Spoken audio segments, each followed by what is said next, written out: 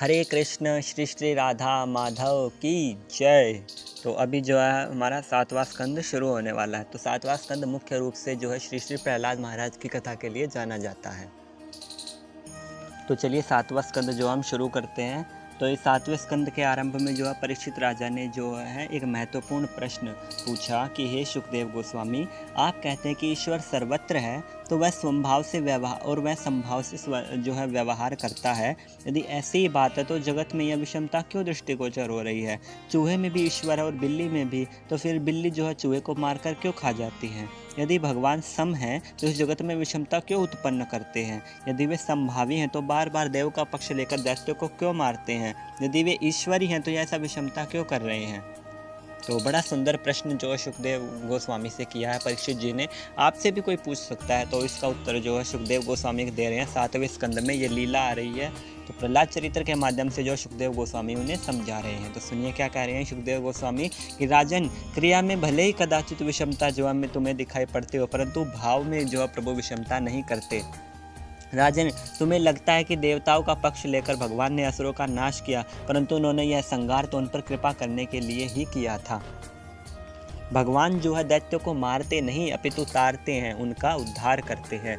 विषमता क्रिया में है, भाव में नहीं। भगवान दैत्यों को मारते हैं, किंतु उनके प्रहार में भी उनका प्रेम ही छुपा हुआ है। सतोगुण, रजोगुण, तमोगुण ये प्रकृति के गुण हैं, आत्मा के नहीं। राजन, जो प्रश्न आपने जो है मुझसे पूछा है, वही प्रश्न आपके पितामह ने नारद जी से पूछा था। सो धर्मराज युधिष्ठिर ने जो है यह प्रश्न नारद जी से पूछा था कि राजसूय यज्ञ में प्रथम कृष्ण की पूजा की, जो शिशुपाल को मान्य नहीं हुई है, तब वह भगवान की निंदा करने लगा। वैसे तो भगवान लंबे अरसे तक निंदा सहते रहे, किंतु अंत में उन्होंने अपना सुदर्शन चक्र से शिशुपाल का मस्तक उड़ा दिया। अब उसके शरीर में से बाहर निकला हुआ आत्मतेज द्वारिकाधीश में विलीन हो गया और शिशुपाल की मुक्ति हुई। यह देखकर जो है युधिष्ठिर को बड़ा आश्चर्य हुआ। उन्होंने नारद जी से पूछा कि भगवान से शत्रुत्व होने पर भी शिशुपाल की सद्गति क्यों हुई? उन्होंने भगवान को गालियां दी, फिर भी वह नरकवासी क्यों नहीं हुआ? ऐसी सायुज्य मुक्ति जो उसे क्यों मिली? भगवान से उपदेश करने वाले शिशुपाल और दंतवक्त्र तो नरकवासी होने चाहिए, तो ऐसी उल्टी बातें क्यों हो गई? तो नारद जी ने कहा कि हे राजन, श्रवण करो, परमात्मा में किसी प्रकार भी तन्मय होने की आवश्यकता है। परमात्मा ने कहा कि जीव चाहे जिस भी भाव से तन्मय होकर मेरा भजन करे, मैं उसे अपने ही स्वरूप का दान देता हूँ। राजन, किसी भी भाव से अपने मन को ठाकुर जी में जो है एकाकार करना होता है। शिशुपाल जो है वो कोई साधारण व्यक्ति नहीं, अभी तो भगवान विष्णु का पार्षद ही था। नारद जी ने जय विजय के तीनों जन्मों की कथा संक्षेप में सुनाई, जो कि हम जो है दूसरे स्कंद में जानकर आए हुए हैं। तीसरे स्कंद में जो हमने जय विजय का श्राप जो हमने कथा श्रवण की थी, तो उसी में जो है ये आता है कि नारद जी ने जो जय विजय के तीनों जन्मों की कथा जो उन्हें संक्षेप में सुनाई कि जय विजय पहले जन्म में हिरण्याक्ष और हिरण्यकश्यप बने, दूसरे जन्म में रावण और कुंभकर्ण बने और तीसरे जन्म में शिशुपाल और दंतवक्त्र बने। नारद जी ने हिरण्यकश्यप और प्रहलाद की कथा को जो अब आरंभ किया। वे कहने लगे कि दिति के 2 पुत्र थे, हिरण्याक्ष और हिरण्यकश्यप। वरा भगवान ने जो है हिरण्याक्ष का वध कर दिया था, जो कि हम तीसरे स्कंद में कथा श्रवण कर चुके हैं। तीसरे स्कंद के उत्तर मीमांसा में जो है हम जान चुके हैं कि भगवान ने जो है वराह देव ने उसका वध कर दिया था। तो अब जो है धर्मराज जो है नारद जी से कहते हैं कि मैं प्रहलाद की कथा विस्तार पूर्वक सुनना चाहता हूँ। वे महान भक्त थे, तो फिर भी हिरण्यकश्यप ने जो है हिरण्यकश्यप जो कि उनके पिता थे, उन्होंने उन्हें क्यों मारा? तो इस पर जो है नारद जी बताते हैं कि हिरण्यकश्यप जो है वो अहंकार का रूप है। हिरण्यकश्यप ज्ञानी तो था, किंतु उसका ज्ञान जो है अहम भाव और ममता से भरा हुआ था। अपने भाई की मृत्यु के अवसर पर भी जो उसने ब्रह्मोपदेश किया था, जो औरों को जो उपदेश देता था। हिरण्यकश्यप अन्य मानवों को तो बड़ा ज्ञानोपदेश देता था, किंतु स्वयं मैं सोचता था कि अपने भाई के हत्यारे का बदला कैसे लूँ। हिरण्याक्ष की मृत्यु का समाचार सुनकर हिरण्यकश्यप ने कहा कि मैं अपने भाई के हत्यारे विष्णु का वध करूँगा। उसने सोचा कि मैं विष्णु से अभी युद्ध नहीं करूँगा, अपितु पहले वरदान प्राप्त करके अमर हो लूँ, फिर युद्ध करूँगा। हिरण्यकश्यप जो है तपश्चर्या करने के लिए जो है अपनी पत्नी कयादु से पूछा कि तुम वापस कब लौटोगे? तो उसने उत्तर दिया कि कुछ निश्चित नहीं है, मैं 10,000 वर्षों के लिए तप करने के लिए जा रहा हूँ। तप से अनेक सिद्धियाँ प्राप्त करके ही मैं वापस घर लौटूंगा। हिरण्यकश्यप जो है वो मंदरांचल पर्वत पर आया। अब जो है उसने कथा जो है तपस्या शुरू की, तो यह सुनकर कि यह तपस्या करके जो है बड़ा शक्तिशाली हो जाएगा, तो बृहस्पति देवताओं ने आग्रह किया बृहस्पति से। तो बृहस्पति तोते का रूप धारण करके मंदरांचल पर्वत पर एक पेड़ पर बैठ गया, जहाँ हिरण्यकश्यप जो है वो तपश्चर्या करने के लिए बैठा हुआ था। वे वहाँ पर उस वृक्ष पर बैठकर नारायण नारायण का जाप करने लगे। जैसे ही हिरण्यकश्यप मंत्र जाप करता आरंभ करता, तो वह तोता तुरंत नारायण नारायण की रट लगाना शुरू कर देता। यह देखकर हिरण्यकश्यप ने सोचा कि विष्णु की हत्या करने के लिए तो मैं तपश्चर्या कर रहा था, और यह तोता उसी का कीर्तन कर रहा है, यह किधर से आ गया, हटता ही नहीं है। आज तपश्चर्या करने के लिए जो शुभ दिवस नहीं है, ऐसा सोचकर थक कर सायकाल को वो घर पे आ गया। हिरण्यकश्यप जो था वो बड़ा ही अभिमानी था। अब जो है हिरण्यकश्यप जो है रात को घर पे पहुंचता है, तो उसकी पत्नी कयादु पूछती है कि क्या बात है। तो इस प्रकार जो बताता है कि नारायण ने किया था, नारायण नारायण एक तोता बोल रहा था। तो कयादु के मन में आई कि क्यों ना इनसे भगवान का नाम लिया जाए। बोले अच्छा क्या बोल रहा था तोता? बोले नारायण नारायण बोल रहा था। अच्छा बोला ऐसा भी कोई बोलता है? बोला ये तोता भी बड़ा अजीब है, क्या बोल रहा था? नारायण नारायण। तो इस प्रकार जो है हिरण्यकश्यप से जो है उसकी पत्नी ने 108 बार भगवान के नाम का उच्चारण करवाया। अब जो है माता पिता भगवान का नामोच्चार कर रहे थे, उसी समय जो है कयादु के गर्भ में प्रहलाद जी की स्थापना हुई थी। अतः जो है पिता के राक्षस होने पर भी उसका पुत्र प्रहलाद जो है वो महान भगवत भक्त हुआ। कयादु सगर्भा हुई और हिरण्यकश्यप तपश्चर्या करने के लिए अगले दिन वन में चला गया। वहाँ उन्होंने 36,000 वर्षों तक तपस्या की, अन्न जल का त्याग कर दिया। इस कलयुग में प्राण जो है वो अन्न और जलमय है, इसलिए जो है हमारे लिए है तपश्चर्या असंभव है। किंतु सतयुग में जो प्राण है वो अस्थिमय हुआ करते थे, इसलिए वैसी तपश्चर्या की जा सकती थी। अब हिरण्यकश्यप की तपस्या से जो है ब्रह्मा जी प्रसन्न होकर वहाँ पर प्रकट हुए। तब ब्रह्मा जी ने उससे पूछा कि तुम्हारी क्या इच्छा है? तो हिरण्यकश्यप ने कहा कि मुझे अमर अमर जो है अजर अमर बना दिए। तो ब्रह्मा जी ने कहा कि मरना तो सभी को है, यहाँ तक कि मैं भी सदैव अमर नहीं रह सकता, मुझे भी एक समय के बाद अपने पद को छोड़कर पुनः मच्छर बनना पड़ेगा। तो इस प्रकार जो है ब्रह्मदेव बताते हैं हिरण्यकश्यप को तुम अमरता के अलावा और कोई वर मांग लो। तो हिरण्यकश्यप ने कहा कि मुझे कुछ सोचने का समय दीजिए। तब कुछ सोचने के बाद हिरण्यकश्यप ने कहा कि ठीक है, अगर आप अमर होने का वरदान नहीं दे सकते तो तब मुझे ऐसा वरदान दीजिए कि मैं ना दिन में मरूँ, ना रात में मरूँ, ना जड़ से मरूँ, ना चेतन से मरूँ, ना शस्त्र से मरूँ, ना अस्त्र से मरूँ, ना घर में मरूँ, ना घर के बाहर मरूँ, ना दिन में मरूँ, ना रात में मरूँ, और 12 महीनों में से किसी महीने में भी ना मरूँ। तो ब्रह्मा जी ने सोचा कि चूँकि इसने जो कठिन तपस्या की है, तो इसके वर तो इसको देना पड़ेगा। इस ने जो उसे ये वरदान दे दिया। अब हिरण्यकश्यपु जो इस वरदान को पाकर इतना शक्तिशाली होगा कि उसने सारे देवताओं को हरा दिया। अब देवों ने जो है मारे दुख के भगवान से प्रार्थना की। तब भगवान ने कहा कि इसके पुत्र के रूप में जो मेरा महान भक्त प्रकट होने वाला है, उसी के लिए समस्त लीलाएं जो है हो रही है। तो दूसरी तरफ कयादु के गर्भ से श्री प्रहलाद महाराज का प्रागट्य होता है। तो प्रहलाद को देखने से सभी को आनंद मिलता था, जो है उनका नाम प्रहलाद रखा गया। अब दैत्यों के गुरु थे शुक्राचार्य, और उनके षंड और अमर्क नामक के 2 पुत्र थे। तो अब जब प्रहलाद जो है 5 वर्ष के हुए, तो हिरण्यकश्यप ने षंडामर्क को बुलाकर उनसे कहा कि इस मेरे पुत्र को राजनीति की शिक्षा दो। तब सुखदेव जी जो है परीक्षित महाराज को और नारद जी धर्मराज युधिष्ठिर जी को वर्णन कर रहे हैं कि राजन, वैसे तो षंडामर्क प्रहलाद जी को जो है राजनीति पढ़ाते थे, किंतु प्रहलाद तो गर्भवास के समय से ही भक्ति में रंगे हुए थे। प्रहलाद को भगवान वासुदेव की से जो है स्वाभाविक प्रीति थी। वैसे तो भक्ति का रंग शीघ्र लगता नहीं है, परंतु जब एक बार लग जाता है तो फिर सांसारिक प्रवृत्तियों से जो है वैराग्य होने लगता है। प्रहलाद जी तो जो थे वो महान वैष्णव थे। वे गुरु जी की शिक्षा को सुनते तो थे, किंतु राजनीति का चिंतन वे जरा भी नहीं करते थे। गुरु जी ने सोचा कि यह राजपुत्र तो बड़ा सयाना है, अतः इसकी शिक्षा से प्रभावित होकर इसके पिता मुझे कुछ न कुछ पुरस्कार अवश्य ही देंगे। वह प्रहलाद जी को लेकर राजसभा में गए। प्रहलाद ने पिताजी को प्रणाम किया, तो पिताजी ने जो है अपने प्रहलाद को अपनी गोदी में बैठाकर प्यार किया और पूछा कि बेटे, गुरु जी ने तुझे क्या पढ़ाया, तूने क्या पढ़ाई की, मुझे कुछ भी कोई पाठ याद हो तो मुझे सुनाओ। तो प्रहलाद जी ने सोचा कि पिताजी ने तो सबसे उत्तम प्रकरण मुझसे पूछा है, तो इधर गुरु जी ने तो मुझे मार काट की बातें सिखलाई हैं, तो मैं उन्हें यह कैसे बता सकता हूँ। तो अब जो उन्होंने पिता को बड़ी अच्छी सी बात बताई। वो कहते हैं कि हित्वा अमपातं ग्रह अंधकूपम वनहं गतो युद्धरामीमाश्रयेत। वो कहते हैं कि अंधियारे कुएं के समान यह घर ही अपने अधः पतन का मूल कारण है। जीवों को लिए यह श्रेयस्कर है कि वे अपने घर का त्याग करके वनवासी बने और वहाँ पर जाकर भगवान श्री हरि के श्री चरणों का आश्रय लेते हुए उनका भजन करें। अब प्रहलाद जी की ऐसी बातें सुनकर हिरण्यकश्यप बड़ा क्रोधित हो जाता है। उसने जो है चंडामृग को उलाहना दिया कि तुमने मेरे बालक को ये कैसा उपदेश दिया, ये कैसी शिक्षा दी है। तब चंडामृग कहते हैं कि हमने तो यह शिक्षा इसे कभी नहीं दी। तब हिरण्यकश्यप कहता है कि देखो देव मुझसे डरते हैं, अतः वे सूक्ष्म रूप धारण करके विष्णु का प्रचार करते हैं, अतः उनसे सावधान रहना।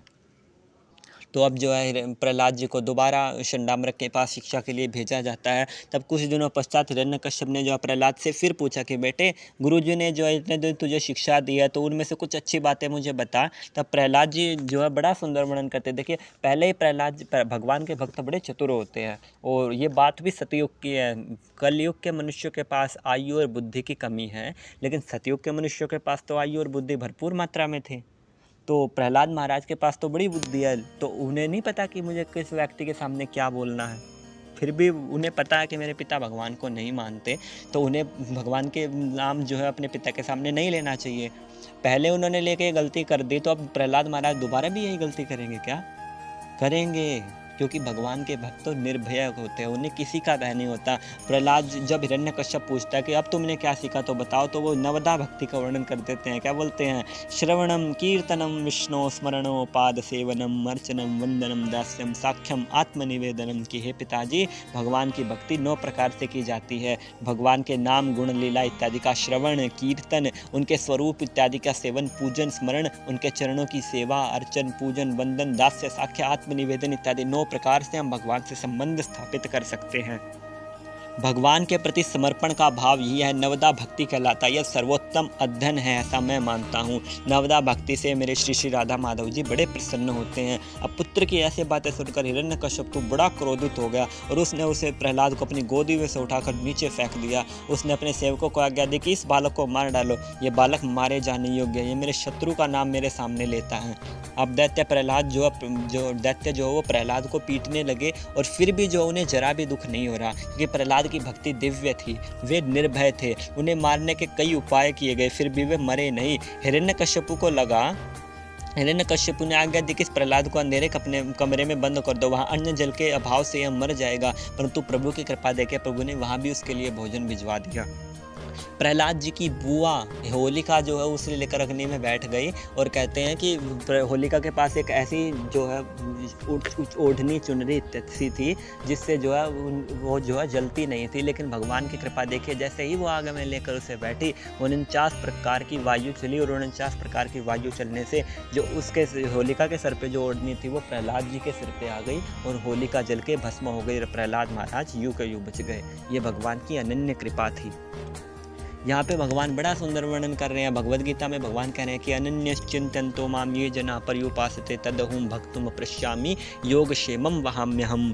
अनन्यश्चिन्तयन्तो माम, कि जो जन अनन्य भाव से मेरी आराधना करते हैं, जिन्हें मेरे अलावा और किसी का ध्यान नहीं रहता, वस्तु व्यक्ति स्थान किसी का नहीं, ना कोई और देवी देवता किसी का नहीं, जिसे मात्र मेरे चरणों का आश्रय है, उसके योगक्षेम का, यानी कि उसके हर छोटी बड़ी ज़रूरत की आवश्यकता की पूर्ति मैं करता हूँ, उसकी रक्षा मैं करता हूँ। तो अब जो हिरण्यकश्यप वो सोचने लगा कि यह तो किसी भी उपाय से मरता ही नहीं है।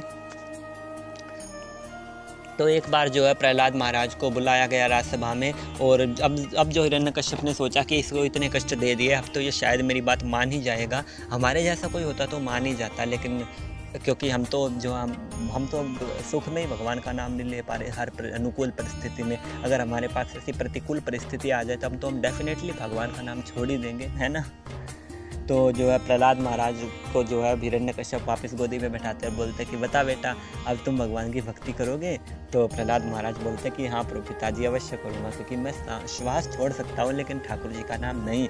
अब तो जो हिरण्यकश्यप को बड़ा क्रोध आता है, और हिरण्यकश्यप जो है प्रहलाद को उठाकर धरती पे पटक देता है, और धरती माता जो उसे अपनी गोद में उठा लेती है।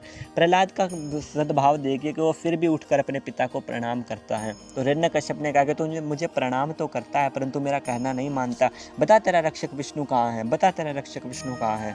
तब प्रहलाद जी कहते हैं कि जले विष्णु थले विष्णु विष्णु पर्वत मस्तके ज्ञाने विष्णु अज्ञाने विष्णु विष्णु सर्वभीजने। हे पिताजी, मेरे विष्णु तो सर्वत्र वास करते हैं। कि हिरण्यकश्यप जो क्रोधित होकर चिल्लाने लगा कि मेरा पुत्र होकर मुझे ही उपदेश कर रहा है, बता कहाँ है तेरा रक्षक।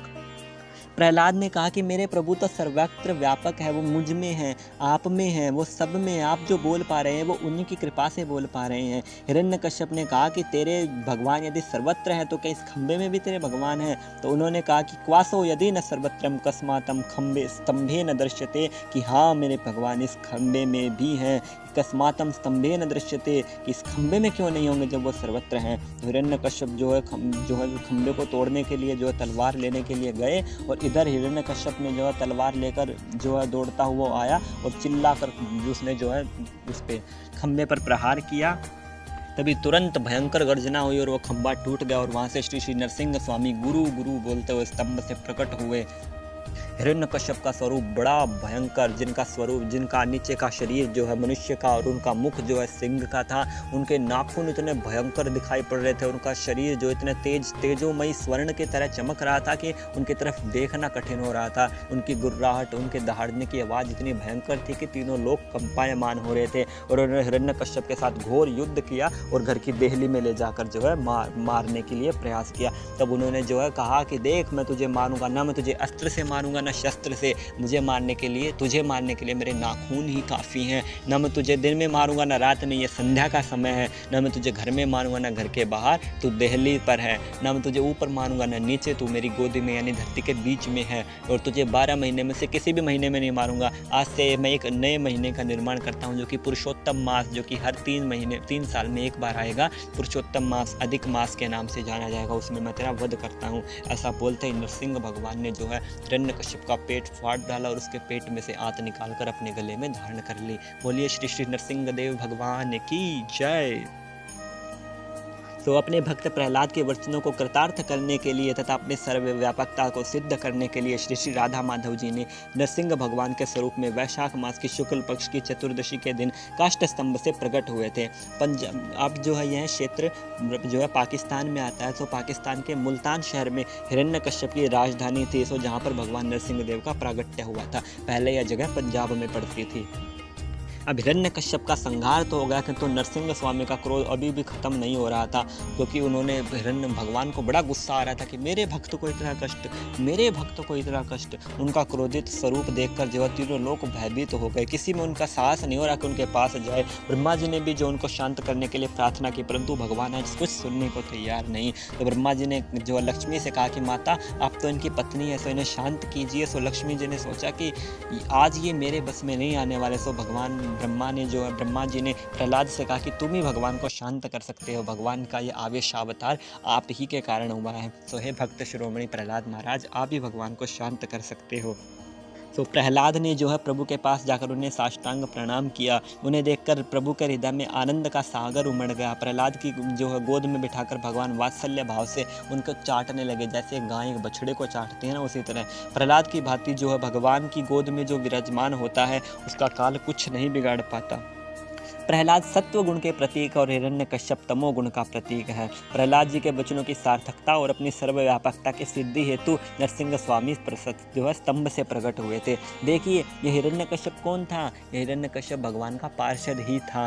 जय विजय को श्राप लगता है सनकादि मुनि का, जो कि हमने 3रे स्कंद में कथा श्रवण की थी। तो ये वही है, जय विजय हिरण्याक्ष और हिरण्यकश्यप बन के आते हैं। लेकिन फिर भी देखिए हिरण्यकश्यप कैसे भगवान का विरोधी हो रहा है। ये सूक्ष्म शरीर, मन, बुद्धि, अहंकार, ये वहाँ से सीधा चला आ रहा है यहाँ पे। ये सब भगवान की लीला है। इसलिए कोई कहे कि मैं भगवान को नहीं मानता, तो ये सब भगवान का लीला चल रहा है।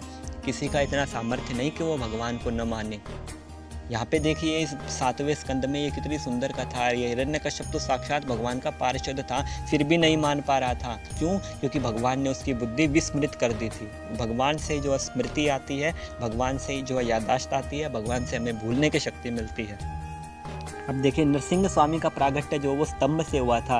कि हम सोचते हैं, आप लोग सोचते हैं कि भगवान स्तंभ में कैसे रह पाए होंगे। स्तंभ तो ठोस होता है, पोला नहीं होता, तो ठाकुर जी अंदर कैसे रहे होंगे? तो ठाकुर जी ने जो उस स्तंभ में जो भगवान सूक्ष्म रूप से बसे हुए थे। भगवान सर्वत्र जो है समान रूप से व्याप्त रहते हैं, परंतु भक्तों की भक्ति उन्हें आकर्षित कर लेती है और वो स्थूल रूप धारण करते हैं। प्रहलाद का प्रेम इतना शक्तिशाली था कि भगवान को सूक्ष्म रूप छोड़कर स्थूल रूप धारण करने पड़ा।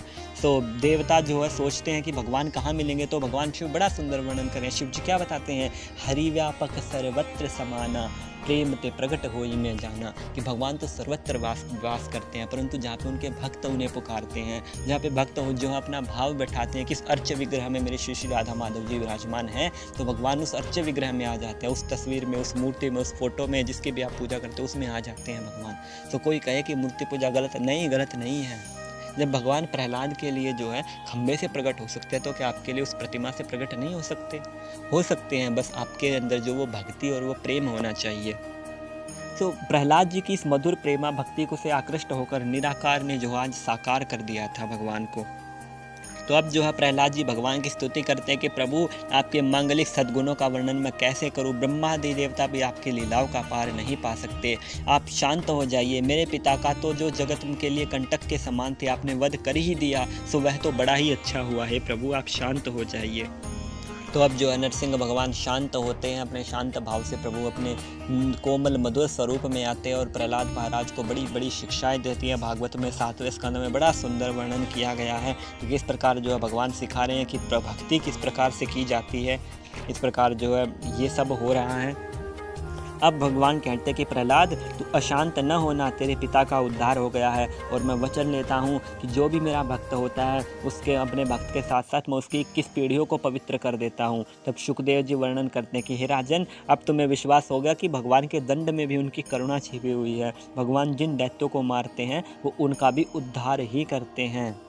सो भगवान ने जो है द्वारपाल के जय विजय ये 3 अवतार हुए थे, हिरण्याक्ष, हिरण्यकश्यप, रावण, कुंभकर्ण, शिशुपाल और दंतवक्त्र।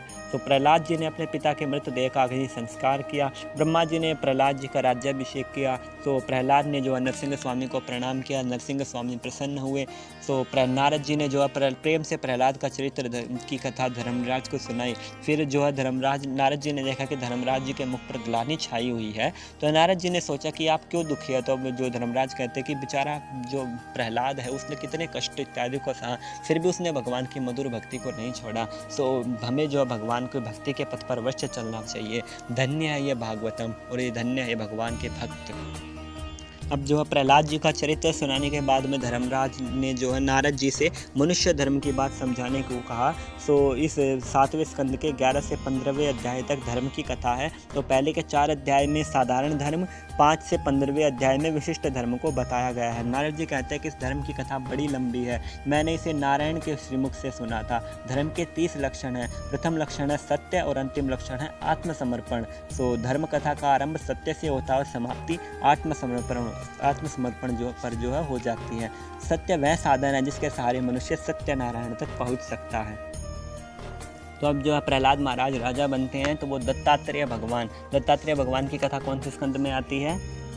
4थे स्कंद में, कि अनुसूया और अत्रि ऋषि के यहाँ पर जो है दत्तात्रेय भगवान का प्रागट्य होता है। तो प्रहलाद महाराज दत्तात्रेय जी से ज्ञान लेने जाते हैं। तो दत्तात्रेय महाराज बताते हैं कि मेरे 22 गुरु हैं। सो वो बताते हैं कि मेरे बहुत सारे गुरु हैं, जिसमें उन्होंने जो है 22 गुरु धारण किए, जिसमें उन्होंने मक्खी को अपना गुरु बनाया, अजगर से उन्होंने अपना गुरु बनाया है, चींटियों को उन्होंने अपना गुरु बनाया, बकरी, घोड़ा, हाथी, गाय इत्यादि सबको जो उन्होंने अपना गुरु बनाया, तथा प्रकृति के इन सभी से जो उन्होंने कुछ कुछ शिक्षा धारण की। तो इस प्रकार जो है दत्तात्रेय जी ने जो अपने 22 गुरु बनाए। तो इस प्रकार जो है नारद जी से धर्मराज ने उपदेश किया। अंत में जो है धर्मराज ने जो है नारद जी की पूजा की। तो इस प्रकार जो है 7वां स्कंद समाप्त होता है। 8वें स्कंद की कथा जल्दी आएगी। श्री श्री राधा माधव।